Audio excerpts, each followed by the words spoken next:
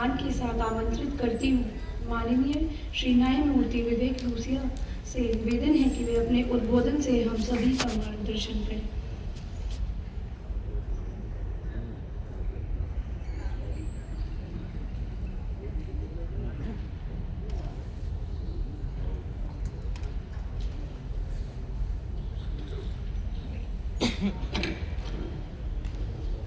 बहुत बहुत नमस्कार सबको। सबसे पहले मैं आप सभी से हाथ जोड़ के सिर झुका के देर से आने के लिए क्षमा चाहता हूँ। आप लोगों ने मेरा इंतजार किया। यहाँ पर उपस्थित, मंच पर उपस्थित हमारे कृष्णमूर्ति जी, जिला प्रधान न्यायाधीश madam Suman Srivastava, member secretary Khalsa, Shri Raghavendra Singh ji, collector Jabalpur, Shri Ram Prakash Ahirwar ji, commissioner municipal corporation Jabalpur, Shri Manish Singh, अध्यक्ष जिला अधिवक्ता संघ, हमारे समस्त जुडिशियल ऑफिसर्स, हमारे पूर्व न्यायाधीश श्री खरे साहब, advocates, mediator, students, member of print and electronic media. सबसे पहले मैं इस mega legal awareness outreach camp के लिए ऑर्गेनाइज करने के लिए खालसा को, हमारे डिस्ट्रिक्ट जज साहब सबको धन्यवाद देता हूँ। इस कार्यक्रम का, इस कैंप के उद्देश्य के बारे में आपको विस्तार से मिश्र जी ने, मैडम सुमन श्रीवास्तव ने आपको बताया, मैं इसको रिपीट नहीं करूँगा। समस्या, एक मुकदमा है, एक समस्या से शुरू होता है। समस्या छोटी बड़ी कभी भी आ सकती है। जैसा भी आपने देखा, एक छोटी समस्या आ गई जब हम दीप प्रज्वलन करने गए तो माचिस नहीं काम कर रही थी।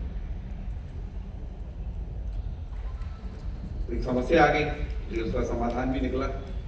लेकिन अच्छी बात यह थी कि किसी के पास माचिस या लाइटर नहीं था, मतलब सब एक व्यसन से दूर है।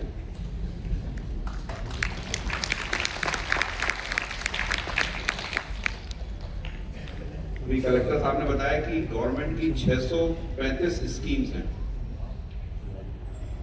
जो आम जनता के लिए सरकार ने शुरू की। समस्या ये आती कि किस स्कीम का लाभ किसको मिलना है और किसके द्वारा मिलना है, किसके माध्यम से मिलना है, इसकी जानकारी लोगों को नहीं होती।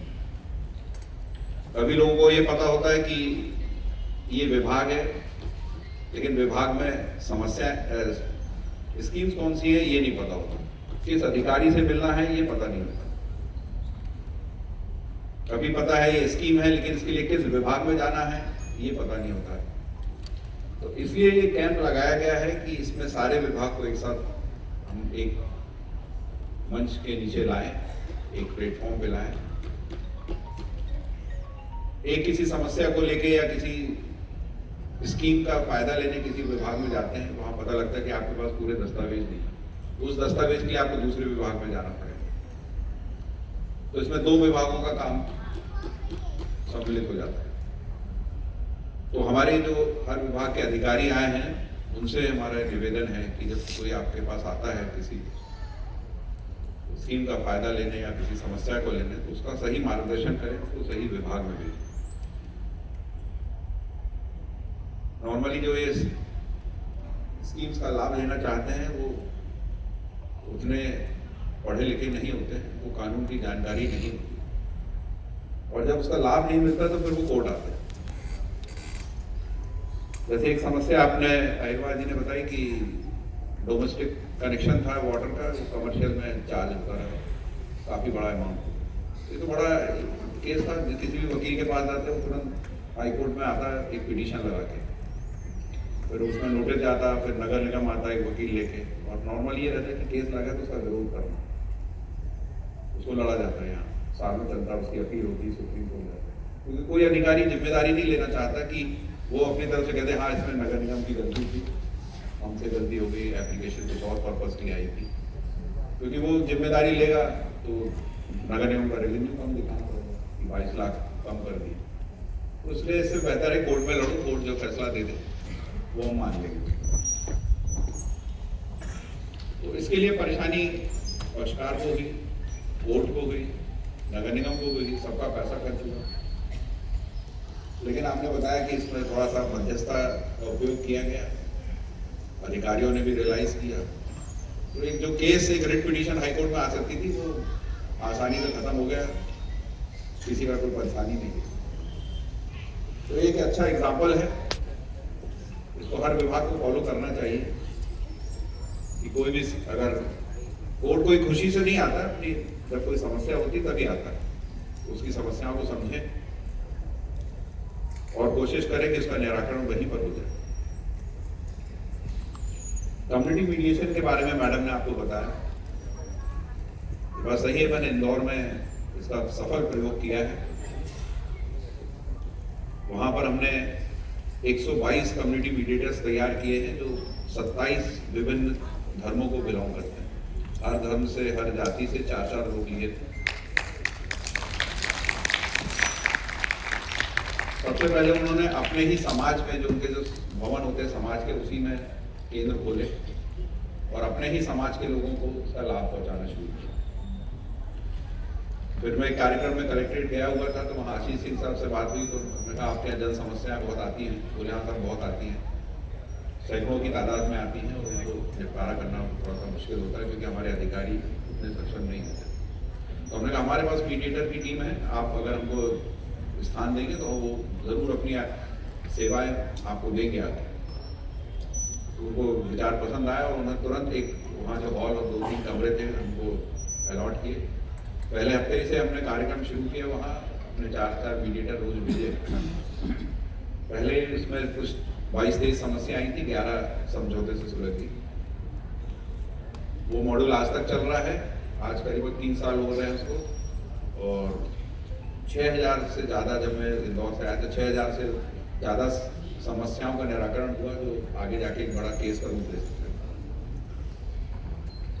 अभी कल मुझे एक मैसेज आया, तो वहाँ कोई अच्छा मीडिएशन से कोई केस डिसाइड होता है तो उसको मैसेज भेजते हैं। वहाँ पेपर में न्यूज़ आई कि एक प्लॉट पे 2 लोगों का कब्जे को लेकर झगड़ा था।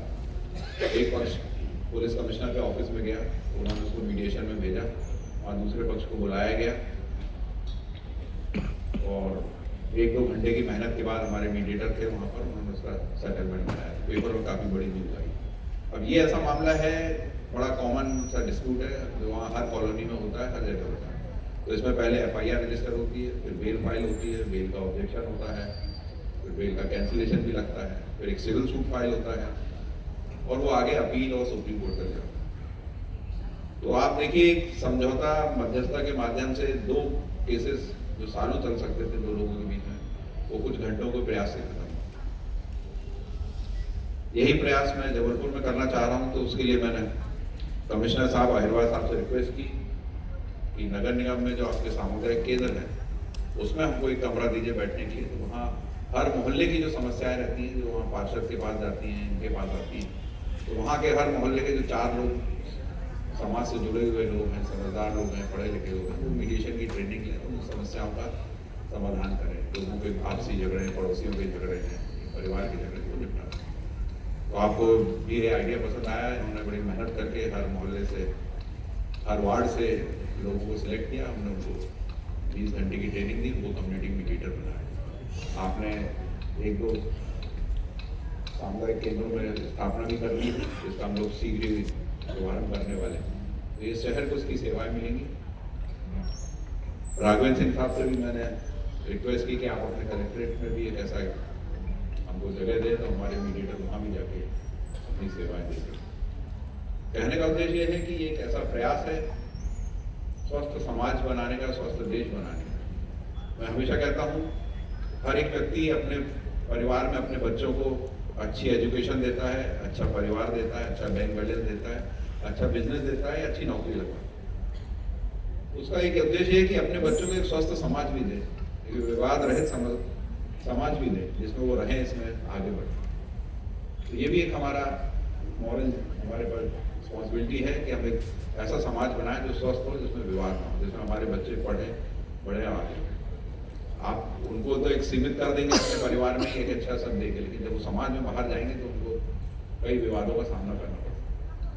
तो हमारे कम्युनिटी मीडिएशन का जो प्रचार और प्रसार और कर रहे हैं उसका उद्देश्य ये है कि एक स्वस्थ विवाद रहित समाज में इस कैंप का भी यही उद्देश्य है कि समस्त विभाग की सेवाएं लोगों तक पहुंचे, विवादों को सुलझाने में मदद मिले, जो मामले कोर्ट आते हैं उनको रोका जा सके किसी से। तो एक मानसिकता लोगों में बने कि समझौते से भी रास्ता निकाला जा सकता है, विवाद को सुलझाया जा सकता है। हमारे विकास शर्मा जी थे, डालसा के सेक्रेटरी थे, वो सिवनी में पदस्थ थे। उन्होंने मुझे बताया कि उन्होंने क्या प्रयास किया। बोले मैं जेल गया, वहाँ कई कैदियों से मिला तो पता लगा उनके ऊपर ऐसी धाराओं में केस शुरू हुआ है जो समझौते से खत्म की जा सकती है, कंपाउंडेबल ऑफेंस कहलाते हैं। तो बोले मैंने उसमें जो फरियादी थे उनके एड्रेस लिए, फाइल निकाल के उनके घर गया, उनसे बात की, फिर दोनों की मीटिंग करवाई। तो वहाँ जो 50 लोग अरेस्ट थे उसमें से 27-28 केस समझौते से निपटे। लेकिन ये था कि लोगों को पता नहीं था कि ऐसे समझौते से भी हमारा ऑफेंस हो जाता है, कभी गुस्से में हो जाता है, किसी बहुत से कारण होते हैं, लेकिन कुछ सरकार ने ऐसा ऑफेंस बनाया जिनको आप समझौता करके खत्म कर सकते। तो अवेयरनेस नहीं थी, तो हमारे जो डालसा सेक्रेटरी उनके प्रयास से ये संभव हो पाया। हम लोग के पास अपील आती है हाईकोर्ट लेवल पे, क्रिमिनल सिविल दोनों आती है, 10-10, 20-20 साल कोर्ट से लड़ने के बाद जब उस मामलों को देखते हैं तो हम लोग लगता है कि अरे ये मामले तो वहीं सुलझ सकते थे, इतना 10-20 साल से लोग अन्य से भी परेशान हो गया है। तो देख के तब खराब लगता है कि लोग इतने साल जेल में रह गए, इतना लिटिगेशन में पैसा खर्च किया, इतना समय खराब किया, संबंध खराब किए अपने परिवार में। तो इसलिए ये अल्टरनेट डिस्प्यूट रेजोल्यूशन चालू किया गया है, लीगल सर्विसेज अथॉरिटी एक्ट बनाया गया, इसमें लोक अदालत का प्रावधान रखा गया है।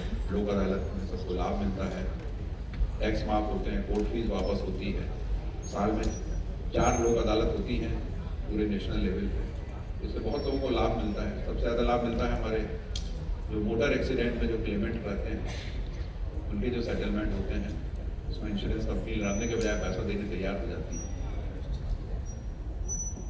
तो ऐसे कैंप से लोगों को अवेयरनेस आती है कि हमारे मामले कैसे निपट सकते हैं।